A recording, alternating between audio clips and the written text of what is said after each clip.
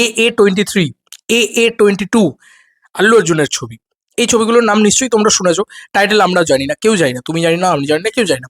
এগুলোকে কি তুমি বুক মাই শোতে সার্চ করলে পাবে AA22? পাচ্ছ কি তুমি বলো তো?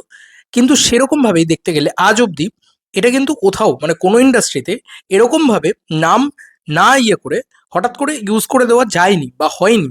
মানে আমি তোমাদেরকে একটুখানি দেখাই, এই যে দেশু 7, 5,500 ইন্টারেস্ট, এক তো ভাই এটা ভয়ানক ইন্টারেস্টেড টানছে, এটা নিয়ে কোনো সন্দেহই নেই। ইভেন এখনো বোধহয় মানে ট্রেন্ডিং সার্চেও রয়েছে আর কি বুক মাই শো এর ভিতরে, যেখানে এটা 10 মাস বাদে রিলিজ।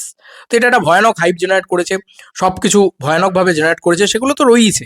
কিন্তু সব থেকে বড় বিষয় হচ্ছে কোনো ভারতবর্ষের কোনো ইন্ডাস্ট্রিতে এরকম কোনো একটা মানে AA22 এগুলো আমরা আলোচনাই করি, নামই দিই, এরকম ধরনের আলোচনা করি। তো এরকম টাইটেল দিয়ে একেবারে বুক মাই শোতে চলে আসা, এটা কিন্তু আজ অবধি কোনো ভারতবর্ষের কোনো ইন্ডাস্ট্রিতে হয়নি। তো এটা একটা ভয়ানক বিষয়, আমি তোমাদেরকে দেখাচ্ছি। AA22 আমরা জাস্ট লিখবো, দেখো তো এসছে কোথাও AA22, আছে কোথাও AA22? আল্লু অর্জুনের থেকে বড় সুপারস্টার তো আমার মনে হয় না কেউ আছে, তাই না? Allu Arjun one of the biggest superstar.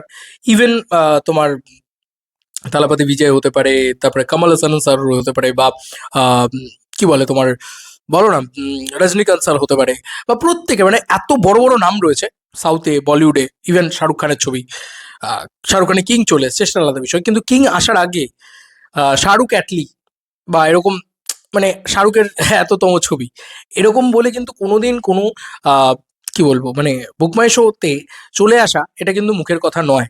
আচ্ছা, বুকমাই শো তো কারোর মানে বাপের সম্পত্তি হতে পারে না, তাই একটা নামকে রেজিস্টার করে ফেলা এত আগে থেকে, এত আগে থেকে। বাইক অ্যাম্বুলেন্স দাদা কিন্তু এখনো অব্দি বুকমাই শোতে আসেনি, ভালো করে লক্ষ্য করে দেখো। ওটা কিন্তু অলরেডি নাম মানে রেজিস্টার্ড তথা সব নাম জানি আমরা, সব কিছু জানি, তাও এখনো আসেনি। আর এই ছবিটা এখনই চলে এসছে, মানে বুঝতে পারছো দেবদা কোন লেভেলের এটার প্রতি মানে নজর দিচ্ছে, এবং ওয়াই এটা ভারতবর্ষের কোনো ইন্ডাস্ট্রিতে হয়নি এমন একটা সিনেমা, এমন একটা কিছু ঘটাতে চলেছে।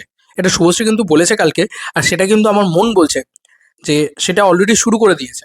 হ্যাঁ, হয়তো অ্যাডভান্স বুকিং খুলে যায়নি, হ্যাঁ, তবে আমার মন বলছে যে সবার আগে হয়তো এটারই অ্যাডভান্স বুকিং খুলবে এবং বিভৎস মানে বুকিং হবে, সেটা নিয়ে কোনো সন্দেহ নেই। কিন্তু আমি কথার কথা বলছি যে ধরো অ্যাডভান্স বুকিং খুলে, যে ওটা একটা ফেক জিনিস, ওটা ওরকমভাবে সম্ভব না। মানে 10 মাস আগের একটা সিনেমার অ্যাডভান্স বুকিং কখনো এখন থেকে খুলতে পারে? আমি জানি শতদীপ দা এই ছবিটা ডিস্ট্রিবিউটর, বাট ওটা আমার মনে হয় এডিটেড, হয় ওটা এডিটেড, আদারওয়াইজ ওটা মানে গ্লিচ, কোনোভাবে গ্লিচ হয়ে হয়তো ইয়ে হয়েছিল।